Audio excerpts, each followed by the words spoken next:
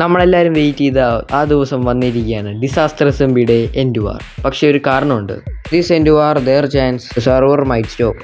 അതെ, എന്താണെന്ന് വെച്ച് കഴിഞ്ഞാൽ ഈ എൻഡ് വാർ കാരണം ചിലപ്പോൾ സെർവർ പൂട്ടി പോകാൻ കാരണമുണ്ട്. കാരണം എല്ലാവരും കാത്തിരുന്ന എൻഡ് വാറാണ്. സോ ഇത്രയും നാളെ ഗ്രൈൻഡ് ചെയ്തതും കളിച്ചതും എല്ലാവർക്കും നന്ദിയുണ്ട്. സോ ഈ എൻഡ് വാറിന് വേണ്ടിയിട്ടാണ് നിങ്ങൾ കഷ്ടപ്പെട്ടത്. സോ ഈ എൻഡ് വാർ കഴിയുമ്പോൾ ചില പ്ലെയേഴ്സ് ആക്റ്റീവായ ചില പ്ലെയേഴ്സ് സെർവറിൽ നിന്ന് ഇനി കളിക്കാനുള്ള ചാൻസ് കുറയും. സോ അതുകൊണ്ട് തന്നെ സെർവർ ഡെഡ് ആവാനുള്ള ചാൻസും ഉണ്ട്. സോ ചിലപ്പോൾ മെയ്ബി സെർവർ സ്റ്റോപ്പ് ആക്കാനുള്ള ചാൻസും ഉണ്ട്. പക്ഷെ നമുക്ക് അറിയത്തില്ല സെർവർ എങ്ങനെ പോകുമെന്ന്. അതനുസരിച്ചായിരിക്കും മുമ്പോട്ടുള്ള കാര്യങ്ങൾ. എൻ്റെ ഫൈറ്റ് 14-ാം തീയതി 7 PM അത്യാവശ്യം പ്ലെയേഴ്സൊക്കെ ഉണ്ടായിരുന്നു. 8 പ്ലെയേഴ്സൊക്കെ ഉണ്ടായിരുന്നു. എൻ്റെ ഫൈറ്റിന് ഭയങ്കര സീനായിരുന്നു. പ്രത്യേകിച്ച് പറയുകയാണെങ്കിൽ വോൺലെക്സിയും RGയും റൈക്സറും ഈ ഒരു 3 തകർത്ത് കളിച്ചു. അത് മെയ്സ് കൊണ്ട്. പിന്നെ പകുതിയായപ്പോൾ ഡാർക്കും സോളേഴ്സും ഇറങ്ങി. അവർ ഓണേഴ്സാണ്. അതിൻ്റെ സംഭവം എന്ന് വെച്ചാൽ അവർക്ക് എങ്ങനെ കിറ്റ് കിട്ടിയെന്ന് വെച്ച് കഴിഞ്ഞാൽ, നിങ്ങൾ സെർവറിൽ പുതിയ പ്ലെയേഴ്സിൽ കിറ്റൊന്നും ഇല്ലായിരിക്കും, അതായത് നല്ലതൊന്നും ഇല്ലായിരിക്കും.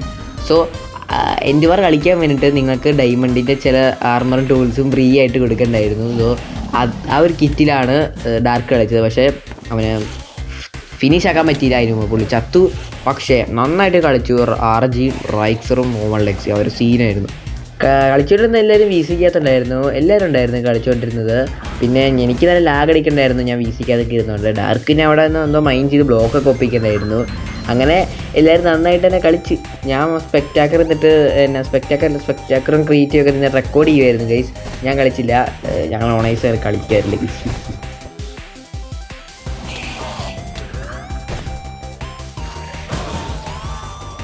ആൻഡ് ഫസ്റ്റ് ഓഫ് ഓൾ ഒരു കാര്യം പറയുന്നുണ്ട്. ഇന്നത്തെ വീഡിയോ ഭയങ്കര ചെറുതായിരിക്കും ഗൈസ്. കാരണം ഇന്നത്തെ ഒരു ഗോളൊന്നും ഇല്ല.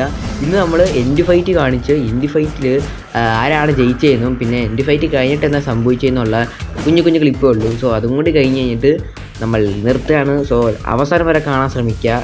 ആൻഡ് ലാസ്റ്റ് ആൻഡ് ഫൈനലി ഡ്രാഗനെ ഏത് പ്ലെയറാണ് ഫിനിഷ് ചെയ്ത് നിങ്ങൾക്ക് അറിയണ്ടേ? അത് ഞാൻ ആ ക്ലിപ്പ് എടുത്തിട്ടുണ്ട്. സോ നിങ്ങൾക്കത് ഞാൻ കാണിച്ചു തരാം.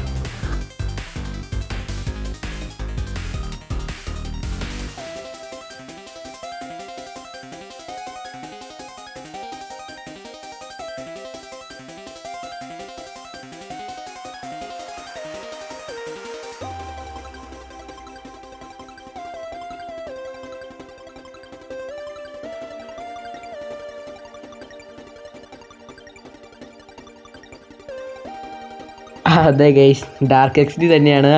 അത് സെർവറിൻ്റെ ഓണർ തന്നെയാണ് ഗൈസ് പിന്നെ ഡ്രാഗനെ കൊന്നത്. പക്ഷേ ഡ്രാഗനെ കൊന്നു കഴിയുമ്പോഴല്ലല്ലോ ഗൈസ് എൻഡ് വാർ കഴിയുന്നത്. ആരാണോ എഗ്ഗ് എടുക്കുന്നത് ആ ഒരു പ്ലെയറാണ് ജയിക്കുന്നത്. ആൻഡ് ഞാനാണെങ്കിൽ ആ ക്ലിപ്പ് എടുത്തതാണ്. പക്ഷേ എൻ്റെ റീപ്ലേ മോഡിന് എന്തോ പ്രശ്നം പറ്റി. എനിക്ക് തോന്നുന്നത് അത്ര റീപ്ലേ മോഡ് എടുത്തുകൊണ്ടാന്ന് തോന്നുന്നു. പിന്നെ ഭയങ്കര സെർവർ ഇങ്ങനെ കത്തുകയെന്ന് പറഞ്ഞില്ല. അതുകൊണ്ട് എഗ്ഗ് എടുക്കുന്നത് ക്ലിപ്പ് എനിക്ക് പോയി. ബട്ട് സീനില്ല. ആരാണ് എഗ്ഗ് എടുത്തത് ഞാൻ പറഞ്ഞുതരാം. വേറെ ആര് ഗൈസ്, വോൺലെക്സി തന്നെ.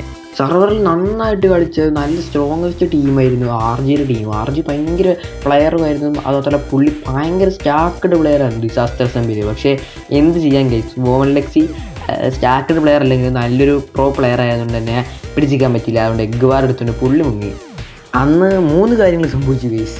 1 ഡ്രാഗനെ കൊന്ന ഡാർക്ക് XDയും, 2 എഗ്ഗ് എടുത്ത് വോൺലെക്സിയും, 3 ആദ്യം എലേറ്റർ എടുത്ത മോനു ഫീലിയും. അതിന് ഗൈസ് ഞാനും ഡാർക്കും കൂടിയാണ് ഗൈസ് എലേറ്റർ എടുത്തത്. സോ ഇതിനിടയ്ക്ക് പോയി എല്ലാം എടുത്തത്. ഇതെല്ലാം കഴിഞ്ഞിട്ട് അരമണിക്കൂർ കഴിഞ്ഞിട്ട് ഇവർ വിശ്രമിക്കുന്ന സമയത്തിലായിരുന്നു ഞങ്ങൾ പോയത്. വിശ്രമിക്കുന്ന സമയമൊന്നുമല്ല, ഇവരിപ്പോൾ ലെഫ്റ്റായി. ഞങ്ങൾ എൻ്റെ ഓപ്പണ സ്ഥിതിക്ക് ഞങ്ങൾ പോയി എലേറ്റർ എടുത്തു. ഞാൻ പിന്നെ നോക്കില്ല. ഓവർവേൾഡിൽ എൻ്റെ ബേസിൽ വന്നിട്ട് എലേറ്ററിൽ ഒരു മെൻഡിങ്ങും ഇട്ട് അൺബ്രേക്കിങ്ങും ഇട്ട് ഞാൻ നേരെ കുറച്ച് റോക്കറ്റ്സ് ഉണ്ടാക്കി. ഞാൻ പിന്നെ പറന്ന് എൻ്റെ ബേസ് ഫുള്ള് നോക്കുകയായിരുന്നു ഗൈസ്. അതായിരുന്നു ഡിസാസ്റ്റർ അസംബ്ലിയിലെ ആദ്യത്തെ ഒരു ഫ്ലൈയിങ് സീൻ.